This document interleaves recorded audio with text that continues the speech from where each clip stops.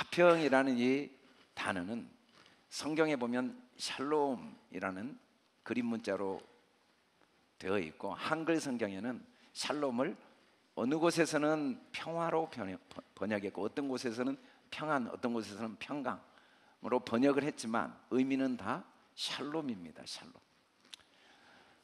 사람이 이 평화보다 소중한 게 없다는 걸 평화가 깨졌을 때 절실하게 느껴요. 평화라는 건 다툼과 갈등, 분쟁이 없는 상태를 평화라고 하고 화평이라고 하죠. 화평은 화해, 조화, 질서, 협력, 이런 상태를 화평이라고 합니다. 세상을 살면서 소중한 게 참 많이 있겠죠. 그러나 잠언 기자는 우리에게 이렇게 교훈을 하고 있습니다. 마른 떡 한 조각이 있고도 화목한 것. 사실 이건 삶에서 마른 떡 한 조각밖에 없다는 것보다 고통스러운 일이 없어요. 마실 물도 없이 떡 한 조각 가지고 그 마른 떡을 먹는 고통, 그 비참함, 그 외로움, 그 절박한 이 환경은 말로 표현할 수 없는 고통스러운 거죠. 그런데 이 고통 속에 있다 할지라도 화목하다면 제육이 집에 가득하고 다투는 것보다 오히려 낫다. 아니, 이 말은 마른 떡 한 조각으로 사는 게 좋다는 의미가 아니에요. 이게 얼마나 비참한지 우리도 안다는 거예요. 이런 일이 있어서는 안 되죠. 절대로. 우리가 제육이 가득해야 됩니다. 그러나 아무리 제육이 가득하다 할지라도 다투며 사는 것이 얼마나 고통스러운가를 이야기하고 있습니다. 프랑스의 생텍쥐베리가 유작으로 남긴 어린 왕자는 두고두고 1948년 이후에 수많은 나라 수많은 사람들에게 그 어린 먼 나라 별에서 온 어린 왕자의 그 한마디 한마디의 명언은 우리의 인생에 너무 소중한 교훈을 주고 두고두고 곱씹어 볼 말들이 참 많습니다. 그런데 그 중에 이런 질문도 있어요. 그 어린 왕자가 질문하죠. 애야, 세상에서 제일 어려운 일이 뭔지 아니? 도대체 이 세상에서 제일 어려운 일이 뭘까? 그런데 그 어린 왕자는 그렇게 대답을 합니다. 사람의 마음을 얻는 게 제일 어려워. 사람이 사람의 마음을 얻는 게 제일 어렵다는 이야기를 해요. 어려운 게 얼마나 많습니까? 우리가 먹고 사는 일이 쉽지가 않아요. 이 험한 인생길을 살아가면서 수없이 많은 어려움들을 맞닥뜨리게 되지만, 그래도 살면서 시간이 갈수록 정말 어려운 일은 사람의 마음을 얻는 거예요. 왜냐하면 사람 마음은요 정말 알 수가 없어요. 죽기까지 따르겠다고 한 그 마음으로 저주할 수밖에 없는 게 사람 마음이에요. 너 없이는 못 살겠다는 마음으로 너 죽지 않으면 나는 내가 절대 너 죽을 때 죽는 걸 보지 않고는 내가 절대 살지 않겠다는 마음으로 갑자기 바뀌는 그 사람 마음을 얻는다는 게 얼마나 힘들겠습니까? 사람 마음을 얻지 못하고는 화평할 수가 없잖아요. 그래서 살면서 많은 문제가 있지만 결국은 정말 성공한 사람들은 다 실패해서도 인간관계에 성공한 사람이 정말 성공한 사람이라는 걸 수많은 성공학 연구에서 공통적으로 이야기를 합니다. 수없이 많은 사람들이 성공한 것 같지만 결국 실패한 이유는 많은 걸 얻었는데 인간관계에 실패한 후에 자기 인생이 실패했다는 걸 인정하지 않을 수 없다는 걸 역사가 우리에게 보여주고 있죠. 그런 점에서 인간관계의 성공이 제일 중요한데, 인간관계의 성공은 화평하지 않고는 성공할 수가 없잖아요. 역사 속에 전쟁이 멈추지 않은 때가 없다고 합니다. 이 지구촌 어디에선가는 항상 전쟁이 계속됐다고 역사가들은 이야기를 해요. 우리나라도 지난 1000년 동안 약 900몇 번의 전쟁이 있었다고 하니까 우리나라도 그런데 이 전 세계 지금도 저 중동에서 우크라이나에서 곳곳에서 전쟁이 계속 일어나고 있습니다. 그리고 국지전이 얼마나 많은지 몰라요. 지금 우리나라도 휴전 상태지만 사실은 대치 전쟁이 계속 보이지 않는 곳에서 진행되고 있는 분단 국가죠. 가슴 아프고 안타까운 일이지만 정말 웃기는 일이, 모든 전쟁은 평화를 위해서 한다는 게, 화평을 위해서 한다는 게 참 아이러니한 일입니다. 모두가 평화를 주장할수록 전쟁이 잔인해지고 심해진다는 걸 알 수가 있어요. 역사 속에 신기하게 인사가 평화, 화평이 인사인 나라가 있습니다. 그 나라가 우리나라예요. 근데 우리나라는 안녕하십시오라는 인사가 아니라 안녕하세요라는 질문이 인사예요. 어떻게 질문이 인사가 됐는지 참 신기하죠. 평안하십니까? 평안했습니까? 밤새 평안했습니까? 얼마나 전쟁의 소용돌이 속에 수없이 우리나라가 역사의 그 소용돌이 속에 지내왔던지 밤사이에 어떤 일이 일어나는지 알 수가 없는 나라였다는 거예요. 그래서 밤새 안녕하셨습니까? 라고 물어보는, 그러나 어느 나라보다 평화를 사랑하는 나라라고 합니다. 역사 속에 가장 다른 나라를 침략하지 않는 나라 중에 우리나라가 1위라고 그래요. 다른 나라를 공격해 본 적이 거의 없는 나라. 그렇게 평화를 사랑하는데 그렇게 또 전쟁의 소용돌이 속에 수천 년을 지내왔어요. 근데 우리보다 더 평화를 사랑하는 나라가 이스라엘입니다. 이스라엘의 인사는 우리처럼 안녕하세요가 아니라 샬롬, 안녕하십시오, 평안하십시오, 평안을 빕니다. 그게 인사예요. 샬롬이라는 히브리어 그림 문자는 사실은 하나님의 성품을 보여주는 그림 문자입니다. 이 쉰 라메드 mem이라는 말은 질서와 조화, 섭리의 완벽함을 보여주는 그림 문자예요. 흐트러짐이 없고 또 부족함이 없고 모든 게 완벽한 질서, 완벽한 조화, 완벽한 균형을 이루고 있는 하나님의 성품을 보여주는 그림 문자가 샬롬이거든요. 그래서 샬롬이 화평이라는 건 질서, 조화, 균형, 협력, 이 모든 조정 안에서 모든 게 이루어지고 있는 모습을 화평이라고 해요. 그걸 그렇게 사랑한 나라가 이스라엘이에요. 그래서 이스라엘은 수도, 도시 자체가 이름이 예루살렘입니다. 예루살렘이란 말은 샬롬을 추구하는 땅이라는 뜻이에요. 샬롬을 보여주고 샬롬을 나타내고 샬롬을 간절히 원하는 도시라는 의미가 예루살렘이라는 뜻이거든요. 이 야루, 샬렘, 예루살렘이라는 이 그림 문자 자체가 평화의 도시라는 뜻인데, 전 세계에서 히브리 대학의 국제협력, 국제관계 학위가 제일 권위가 있는 이유는 전 세계에서 가장 갈등과 분쟁이 첨예한 지역이 예루살렘이기 때문에 그래요. 너무 아이러니하죠. 그렇게 평화를 원하는데 이 예루살렘이라는 지역이 수천 년 동안 얼마나 많은 이 여러 대륙의 나라들이 그곳에서 전쟁터로 삼아서 말할 수 없는 무자비한, 정말 인종 말살에 가까운 그런 전쟁들이 끝없이 반복된 도시였는지 상상할 수가 없어요. 그런데 수많은 도시 중에 동일한 이름을 가진 나라, 도시가 우리나라에 있잖아요. 평양이란 말도 평화의 땅이란 뜻이거든요. 그런데 그 평화의 땅은 수천 년 동안 항상 분쟁의 현장이었고 지금도 가장 잔인한 아픔과 분쟁의 흔적이 남아있는 땅이 평양입니다. 여러분, 우리가 그렇게 평화를 원하는데 평화를 원할수록 우리는 더 불화의 고통, 갈등의 고통을 겪을 수밖에 없다는 역사적인 현실 앞에 살고 있는 거죠.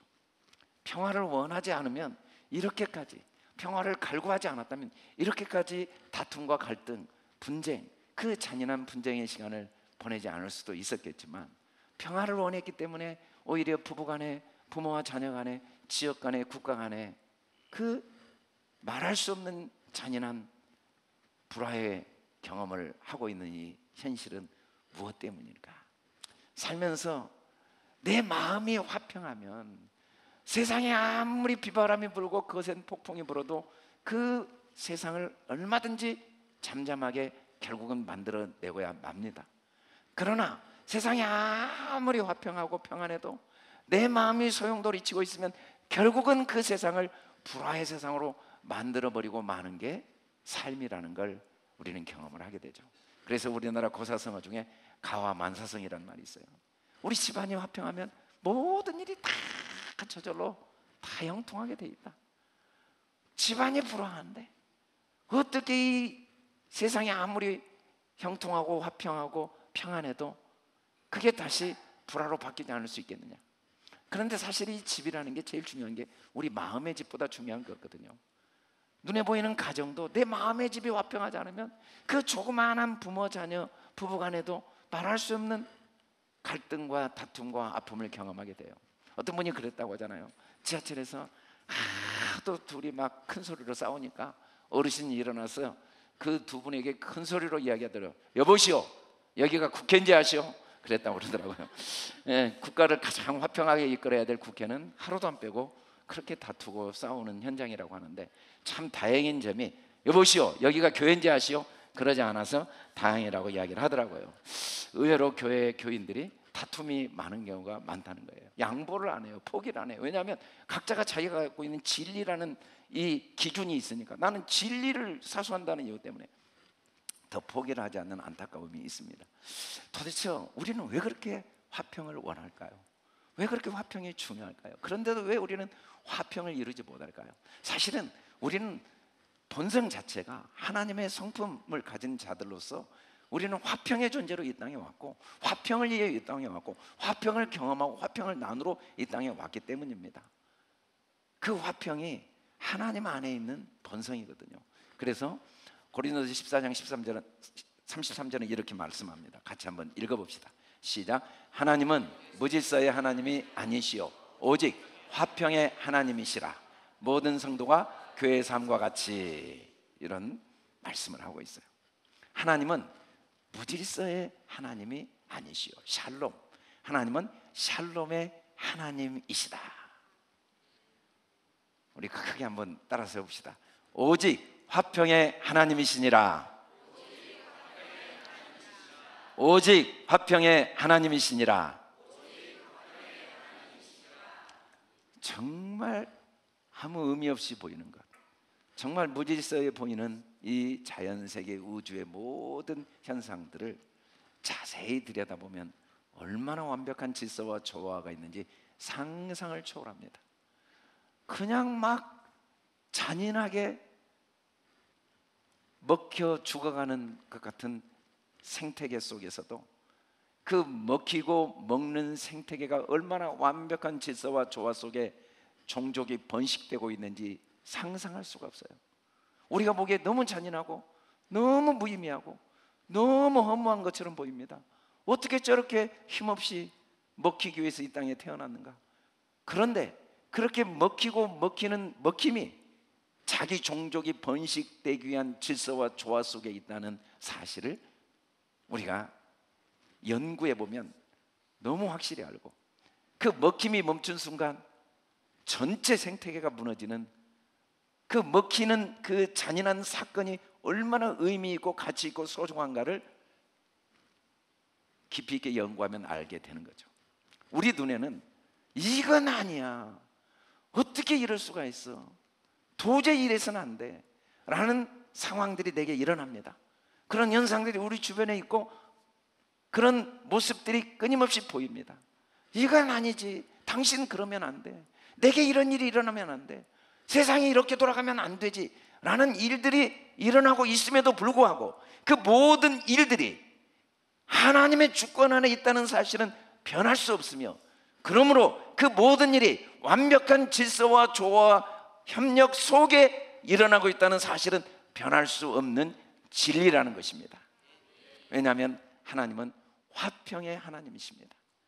그 하나님의 주권, 그 하나님의 섭리, 그 하나님의 지혜, 그 하나님의 능력 속에 모든 우주 만물이 운행되고 있고, 내 삶이 여기까지 왔고 앞으로도 내 삶이 그 하나님의 주권 속에 계속되어지고 있으며, 일어나는 모든 상황들이 그 절대적인 하나님의 주권 속에 있다는 사실을 믿는다면 우리는 마음의 평화를 절대로 잃어버리지 않을 수가 있습니다.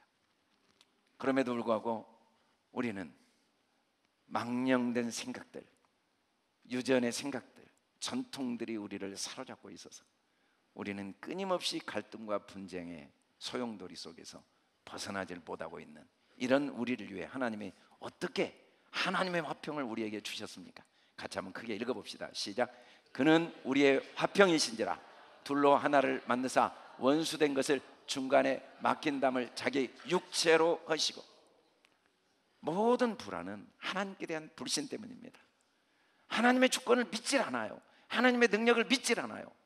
하나님은 무질서의 하나님이 아니십니다. 하나님은 화평의 하나님이십니다. 내 눈에는 안 보이죠. 그 속에 어떤 조화가 있는지, 그 속에 어떤 질서가 있는지 나는 너무 억울하죠. 너무 불안하고 두렵죠. 그럼에도 불구하고 내가 걸어온 모든 걸음, 내가 경험한 모든 경험, 내가 때로는 오해를 받고 억울한 일을 당한 그 사건마저도 하나님의 질서와 조화 속에 반드시 나에게 유익이 된다는 사실은 변하지 않는 진리를 믿지 못하는 불신의 죄는 하나님과 우리를 높은 장벽으로 가로막고, 하나님과 막힌 불화한 우리는 나 자신을 올바로 보지 못하고, 세상을 올바로 보지 못하고, 사람과 올바른 관계를 못하는 불화의 삶을 살 수밖에 없는 이런 우리를 위해 하나님께서 우리 죄를 위해 이 땅에 오셔서 십자가에서 화목제물이 되셔서 자기 자신을 우리를 위해 기꺼이 내어주심으로써 우리의 모든 불신의 죄, 모든 의심의 죄, 우리의 모든 높아진 생각을 완전히 십자가에 못 박으시고 하나님과 우리의 막힌 담을 허물어 버리시고 하나님과 우리를 화평케 하시고 나 자신에 대한 올바른 생각, 세상에 대한 올바른 믿음을 갖도록 도우시는 주님의 은혜가 우리 마음에 부음받을 때 하나님의 화평을 누릴 수가 있습니다. 하나님은 우리를 너무 사랑하시기 때문에 만일에 이 땅이 진짜 저주의 땅이라면, 문제 많은 땅이라면 우리를 바로 천국으로 인도해 가셔야 되는데, 우리를 하나님과 화목케 하실 뿐 아니라 이 땅에 남겨두신 이유는 화목케 하는 직분을 주셔서 그 직분이 너무 소중하기 때문에 우리를 이 땅에 남겨두신 줄 믿습니다. 화평이라는 건 근본적으로 세상이 갈등과 다툼, 불화 속에 있다는 걸 전제로 합니다. 그게 너무 당연한 일이에요. 그런데 그 불화와 갈등, 다툼의 현장 속에 천사도 흠모하는 화평의 직분을 하나님이 우리에게 주시고 그 직분을 감당하면서 하나님의 기쁨, 하나님의 그 영광에 참여하게 하신 하나님의 뜻이 우리를 이 땅에 남겨두신 뜻인 줄 믿습니다. 살다 보면은 나이에 따라서 또 상황에 따라서 다양한 직분이 주어지고 직분이 변합니다. 저는 목사의 직분이 있고 장로의 직분, 권사의 직분, 성도의 직분이 있죠.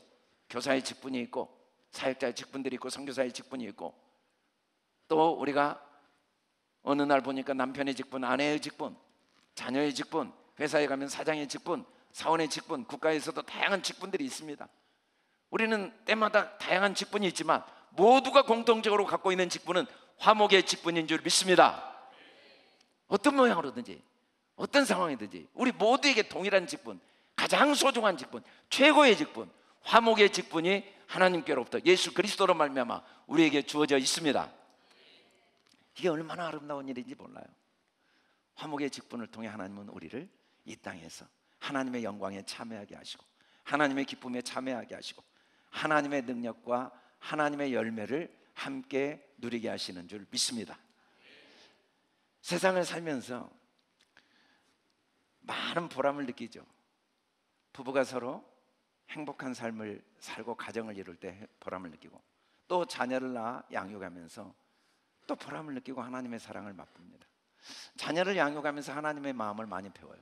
가끔 자녀들이 그렇게 별로 좋은 부모도 아닌데도 부모님의 마음을 이렇게 감사하게 생각하고 부모님에 대한 감사의 마음을 표현할 때 부모로서 참 미안하기도 하고 또 한없이 큰 보람도 느끼고 행복을 느끼는 경우가 있죠. 누구나.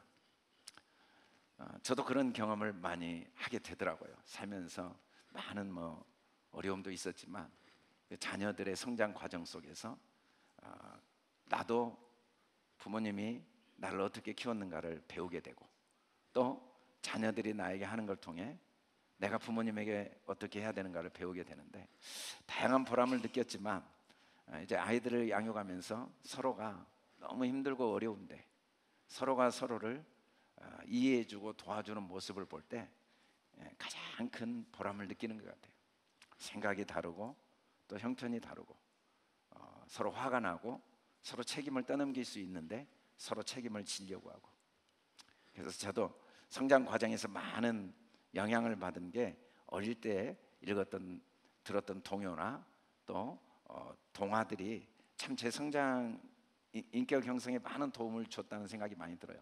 근데 그 중에 항상 머릿속에 남아있는 것 중에 하나가 어릴 때 교과서에 나왔던, 방학 때 꼭 그걸 읽고 또 독후감을 써갔던 내용 중에 하나가 의 좋은 형제 이야기거든요. 동생이 결혼해서 보니까 추수 때 형이 똑같이 볕단을 나눴는데 형은 아이들이 많아서 나보다 훨씬 더 양식이 필요하다는 생각이 들어서 저녁에 몰래 가가지고 자기 볕단을 형한테 딱 옮겨놨단 말이에요. 그런데 형이 가만히 생각하니까 동생이 이제 막 결혼해서 나보다 필요한 게 더 많겠다는 생각이 들어서 자기 볕단을 딱 옮겨놓은 거예요. 아침에 가서 보니까 볕단이 똑같아. 분명히 내 볕단을 옮겨놨는데 이게 뭐지? 그 모습을 보면서 우리가 그 동화를 읽으면서 그 아름다운 모습에 감동을 받죠. 마찬가지인 것 같아요. 부모가 자녀를 통해 받는 보람도 있고 기쁨도 있고 행복도 있지만 가장 부모로서 보람을 느끼고 행복할 때 그 자녀들이 서로 우애 있게 살 때, 또 결혼한 그 아이들이 부부가 서로 생각도 다르고 갈등도 있고 아픔도 있겠지만 서로 양보할 줄 알고 서로 위해 줄 줄 알고 서로 아픔과 어려움, 그 갈등을 해결하고 잘 사는 모습을 볼 때보다 자랑스럽고 행복한 건 없는 것 같아요. 하나님도 마찬가지입니다. 우리가 하나님을 위해 기도하고 헌신하고 전도하고 주를 위해 여러 가지 일을 할 때 하나님이 얼마나 기쁘시겠습니까마는, 우리가 서로 화평할 때보다 하나님이 뜨거운 눈물을 흘리시고 행복을 느끼시고 보람을 느끼시고 기쁨을 느끼신 데는 없는 것 같아요. 그런 점에서 화목의 기쁨보다 소중한 게 없죠. 옛날 유행가 중에 도로남이라는 유행가가 있어요. 김명희 씨가 부른 이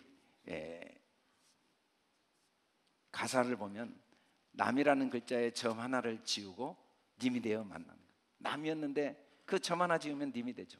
그러나 님이라는 글자에 점 하나만 딱 찍으면 도로남이 되는 장난 같은 인생사, 뭐 이런 노래가 있어요.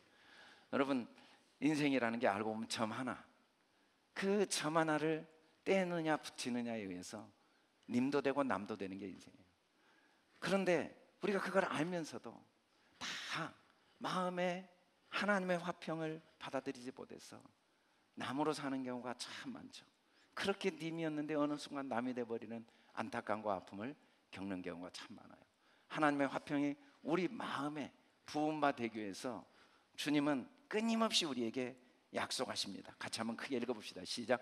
평안을 너희에게 끼치노니 곧 나의 평안을 너희에게 주노라. 내가 너희에게 주는 것은 세상에 주는 것 같지 아니하니라. 너희는 마음에 근심하지 말고 두려워하지 말라. 아멘. 여러분, 살면서 마음의 평안이 얼마나 소중한가는 아무리 강조해도 지나치지 않고, 또 마음의 평안이 없을 때 그 고통과 아픔은 말로 표현할 수 없다는 건 너무 뼈저리게 느낌에도 불구하고 우리는 평안을 누리지 못한 이유가 뭐냐면 주님의 평안을 우리에게 주셨는데 그 평안을 깨닫지 못하기 때문이에요. 사람이 아무리 가진 게 많아도 내가 무엇을 가졌는지를 모르면 사용할 수가 없습니다. 하나님은 이미 우리에게 내 평안, 나의 평안을 너에게 주노라 라고 말씀하시고 우리에게 이미 주님의 평안을 주셨습니다. 그런데 우리는 다른 데서 평안을 찾는 거예요. 세상에서 평안을 찾는 거예요. 주님이 주신 평안을 절대로 소중히 여기지 않고 세상에서 평안을 찾고자 하니까 평안을 누리지 못하고 불화의 삶을 살 수밖에 없는 안타까운 삶을 산다는 거죠. 오늘 우리가 스패포드도 그 교회의 회개 집사로서 충성하던 중에 고난이 왔고 교회를 위해 주님을 위해 헌신하던 중에 지친 몸과 마음을 쉼을 얻고자 무디 목사님이 하는 영국 집회에 참여할 겸 휴가를 떠난 길에 내 딸을 잃어버린 그 아픔과 고통은 어떻게 말로 표현할 수 있겠습니까? 그런데 그때 주님께서 그 울부짖는 마음속에 들려주시는 음성을 글로 쓴 거예요. 그 평안이 어떤 평안입니까? 주님의 평안. 세상이 주는 평안이 아닙니다. 세상이 주는 평안. 예수님께서 주신 평안을 뭐라고 이야기하시는가? 어느 집에 들어가든지 먼저 말하되 이 집이 평안할지어다. 이 집은 우리 마음을 의미하고 내 마음이 평안하면 우리 가정이 평안하고 우리 가정이 평안하면 교회가 평안하고 이 나라가 평안하니까 샬롬을 빌어주라 라고 말합니다. 주님의 평안을 빌어주라는 거죠. 이 집에 평안할지어다. 내 평안을 너에게 이미 주었으니까 너도 그 평안을 누리고 그 평안을 함께 나눠라 라고 말씀을 합니다. 주님의 평안이 뭡니까? 절대 변할 수 없는 진리예요. 절대 바뀔 수 없는 진리입니다. 결과는 절대 변하지 않습니다. 상황은 절대 변하지 않습니다. 그 모든 게 질서 속에 일어나고 있다는 사실은 변할 수 없는 진리입니다. 그 모든 게 합력하여 선이 된다는 사실은 변할 수 없는 진리입니다. 그 모든 게 반드시 나에게 유익을 주고자 하는 하나님의 계획이라는 사실은 변할 수 없습니다. 그런데 주님께서 누가복음 15장 51절에서 뭐라고 합니까? 내가 세상에 화평을 주려고 온 줄을 아느냐? 내가 너희에게 이르노니 아니라 도리어 분쟁하게 하려 함이로다. 혼란스럽죠? 내 평안을 너에게 주노라, 그리고 평안을 빌어주라 라고 하셔놓고는 내가 화평을 주려고 온 줄 아느냐? 샬롬을 주려고 온 줄 아느냐? 아니라 도리어 분쟁하게 하려 함이라 라고 말씀을 합니다. 이 말씀의 의미는 뭔 말입니까? 화평은 분쟁이 없이는 절대 주어질 수 없다는 거예요. 절대로 일어날 수 없습니다. 이 분쟁은 뭡니까? 내 속에 있는 모든 끊임없이 밀려오는 생각, 끊임없이 내 안에 새겨진 생각, 경험되어진 내 지식, 내가 알고 있는 모든 생각들, 내 생각이 깨어지지 않고 내 생각이 죽지 않고 절대로 주님의 평안을 누릴 수 없다는 의미입니다. 다른 방법이 없어요. 전쟁의 전리품이 화평입니다. 환경을 바꾸고 세상을 바꾸는 화평을 1000년 동안 해도 그 화평이 절대 우리에게 참된 화평을 주지 못합니다. 사람들은 평안을 누리기를 원합니다. 마음의 평안함을, 강건함을 누리기를 간절히 원합니다. 상황과 환경이 바뀌면 그 평안함이 반드시 내게 오리라는 확신이 있습니다. 그러나 6.25 때보다 이렇게 경제가 발전했어도 사람들이 지금 정신질환 환자는 훨씬 많고 불안과 두려움의 그 지수는 훨씬 높습니다. 후진국보다 선진국의 사람들의 마음에 편리함은 있지만 평안함은 점점 줄어들어서 항상 갈등과 다툼, 분쟁의 일들이 매일매일, 그래서 법률적으로 변호사, 이 검사, 판사의 이 일들은 선진국에는 갈수록 기하급수적으로 늘어나고 있습니다. 끊임없이 사람들은 세상이 변해서, 네가 변해서, 환경이 변해서, 아내가 변해서, 남편이 변해서, 경제 상황이 변해서, 건강이 변해서, 이 물질적인 현상이 변해서 평안이, 화평이 내게 올 수 있다는 착각 속에 점점 더 불화의 크기는 깊어지고 불화의 골은 깊어지고 있습니다.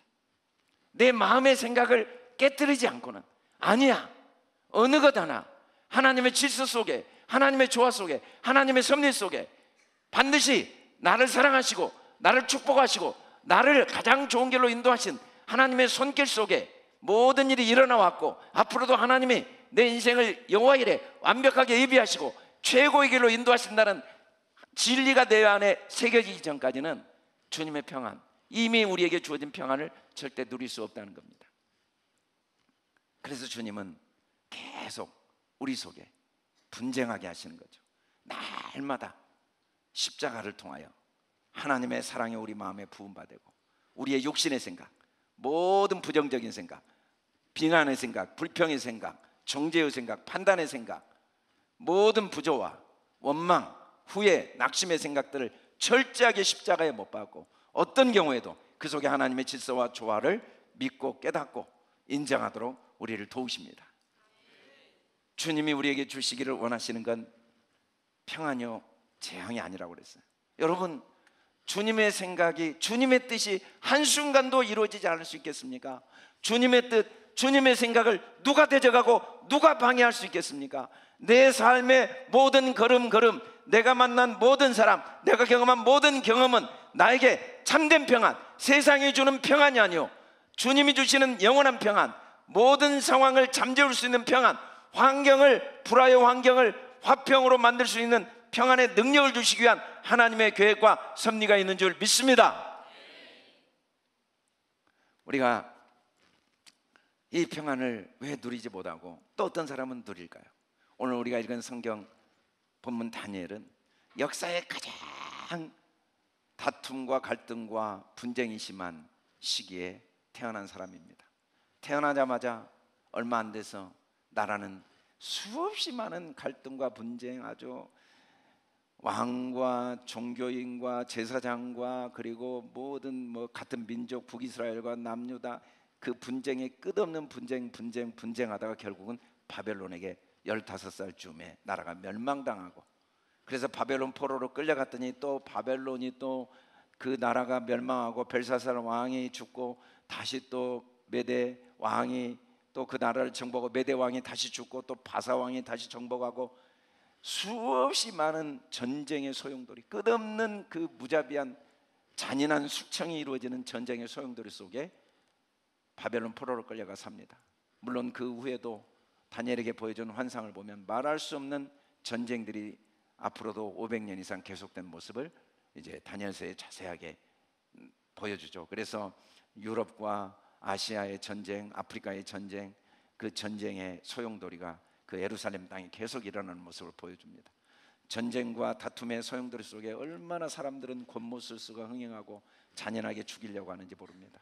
심지어 다니엘서 3장에 보면 이 다니엘 금신상을 세워놓고 절하지 않는 유대인들을 풀무불에 던져 죽이는 일까지 일어나고 끊임없이 다니엘을 괴롭히죠. 다니엘이 이제 그곳에서 70년이 되었을 때, 90세가 되었을 때 이 바사 왕국의 고레스 왕의 총리가 되었을 때는 너무너무 다니엘을 시기해서 다니엘을 죽일 방법을 연구하다가 반드시 하루 3번 기도하는 걸 보고 기도하는 자를 사자굴에 던져지는 조서를 왕에게 쓰도록 이 술수를 해서 결국 사자굴에 던져지는 아픔까지 겪게 됩니다.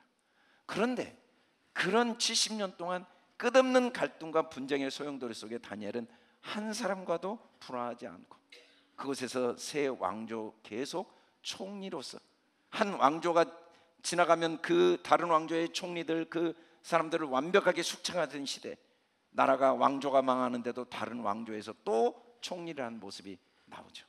어떻게 그런 모습을, 그런 삶을 살 수 있었는가를 다니엘서 9장에서 다니엘이 이렇게 보여주고 있습니다. 주님께 간구하는 모습, 기도를 통해 어떤 기도를 했는지 4절 한번 읽어봅시다. 시작. 내 하나님 여호와께 기도하며 자복하여 이르기를 크시고 두려워할 주 하나님, 주를 사랑하고 주의 계명을 지키는 자를 위하여 언약을 지키시고 그에게 인자를 베푸시는 이시여. 다니엘은 자복을 했습니다. 주님께 기도하며 자복했습니다. 철저하게 무릎을 꿇고 자기 생각을 주님 앞에 완전히 내려놓고 자기를 주님 앞에 완전히 복종시켰습니다. 뭐라고 복종시켰습니까?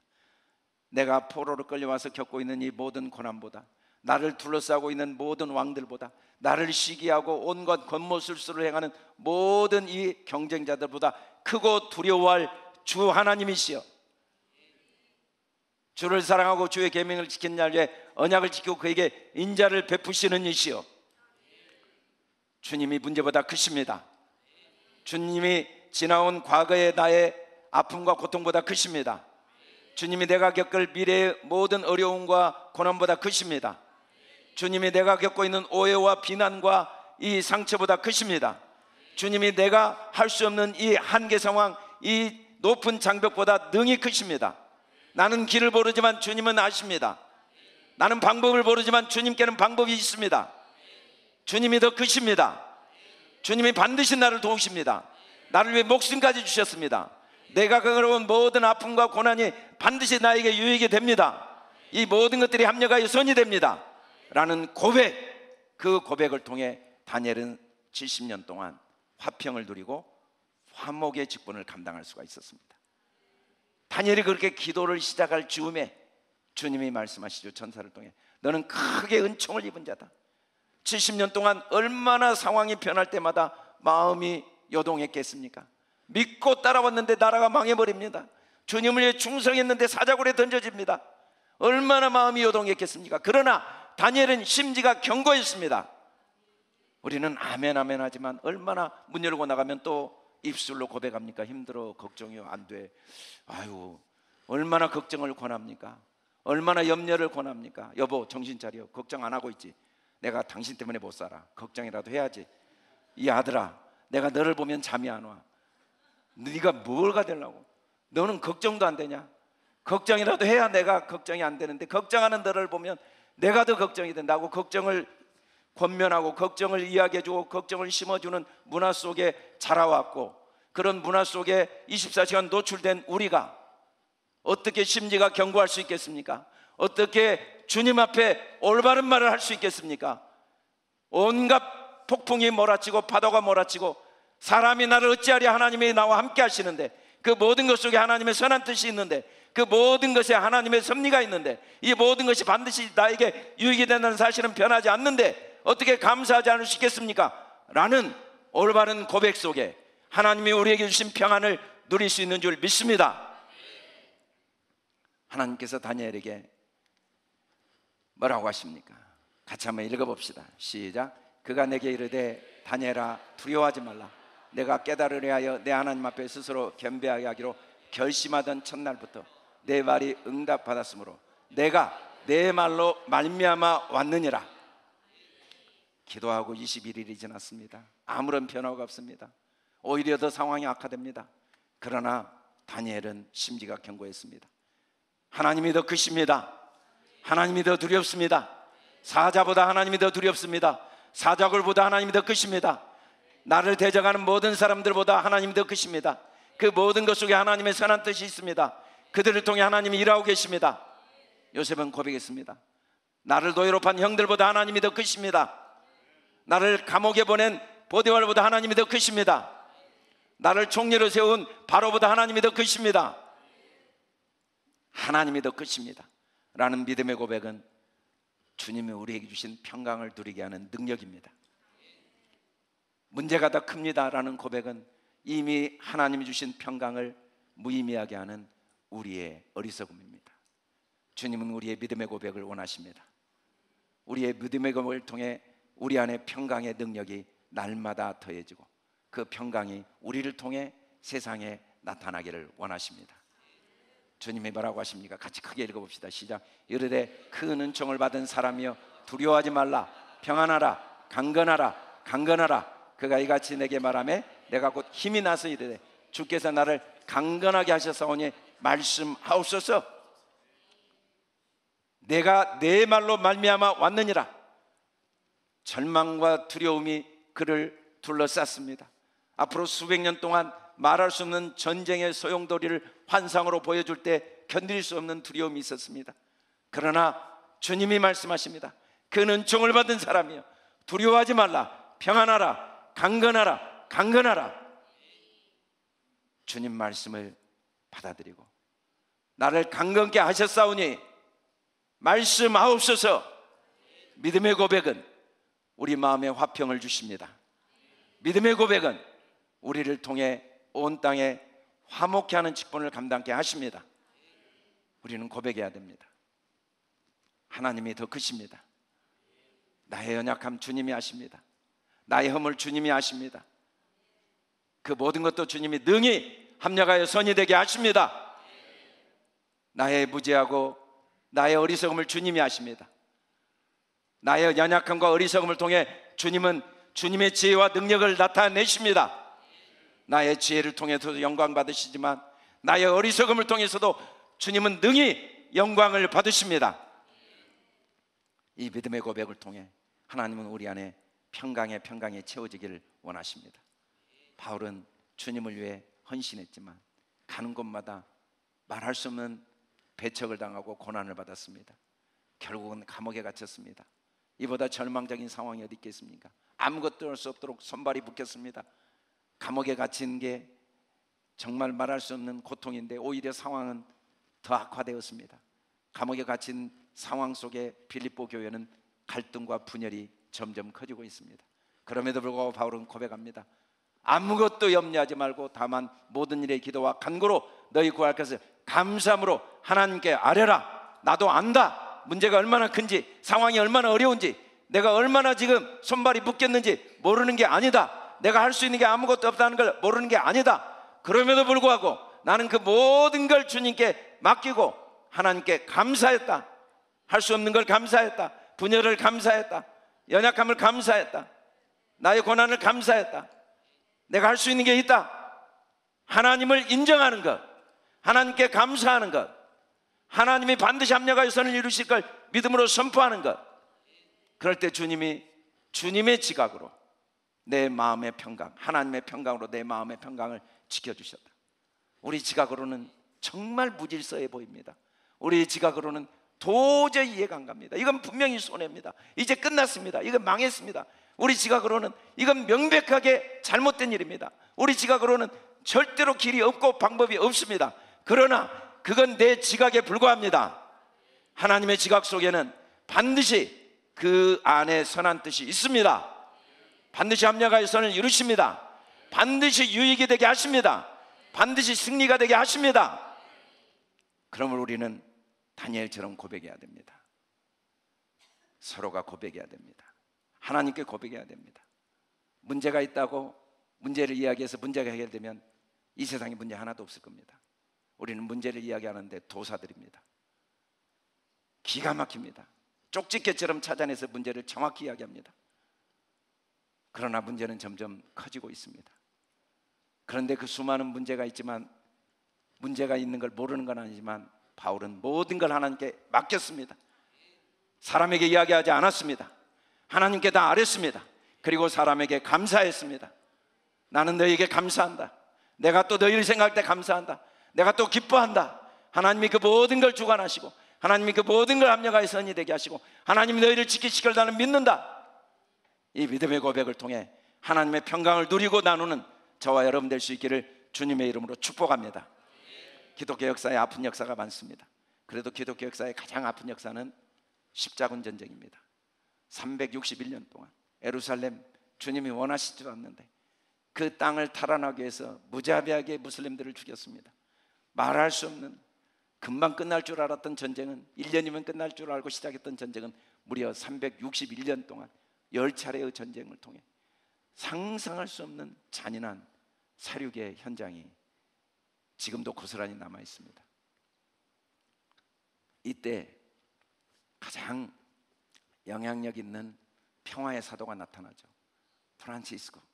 십자군 전쟁의 군사로 현장에 가서 전쟁을 하고 주님께 기도하면서 깨닫게 된 진리, 그리고 그때부터 모든 사람에게 수많은 문제가 있지만, 세상에 수많은 문제가 있지만 오직 주님의 사랑, 주님의 선하심, 주님의 은혜를 선포하는 일을 일생 동안 하고자 결심하게 되죠. 부모에게도 버림받고 불과 44년밖에 살지 못했어요. 짧은 인생이었지만 그가 죽은 다음에 1년 후에 그를 따르는 수도원이 5,000개가 생겼습니다. 그의 기도 제목이 뭐였는지 같이 한번 읽어봅시다. 시작. 미움이 있는 곳에 사랑을, 상처가 있는 곳에 용서를, 분열이 있는 곳에 일치를, 오류가 있는 곳에 진리를, 의심이 있는 곳에 믿음을, 절망이 있는 곳에 소망을, 어둠이 있는 곳에 광명을, 슬픔이 있는 곳에 기쁨을 심게 하소서. 위로받기보다는 위로하고, 이해받기보다는 이해하며, 사랑받기보다는 사랑하게 하소서. 우리는 줌으로써 받고 자기를 버려 죽음으로써 영생을 누리기 때문입니다. 주여 나를 평화의 도구로 써 주소서. 우리 말할 수 있습니다. 미움을, 상처를, 분열을, 오류를, 의심을, 절망을, 어둠을, 슬픔을 우리 말할 수 있어요. 우리도 보입니다. 우리도 압니다. 모르는 게 아니에요. 그러나 우리는 사랑을 말합시다. 우리는 용서를 말합시다. 우리는 일치를 말합시다. 우리는 진리를 말하고, 믿음을 말하고, 소망을 말하고, 광명을 말하고, 기쁨을 말합시다. 우리는 기쁨을 봅시다. 하나님의 일하심을 봅시다. 크고 두려우신 하나님을 바라봅시다. 그리고 믿음을 고백합시다. 하나님이 더 크십니다. 하나님이 함께 하십니다. 하나님이 도우십니다.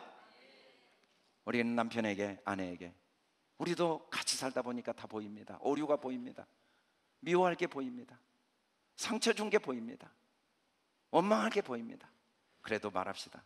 사랑을 말하고, 용서를 말하고, 믿음을 말합시다. 기쁨을 말하고, 소망을 말합시다. 이해해 줍시다.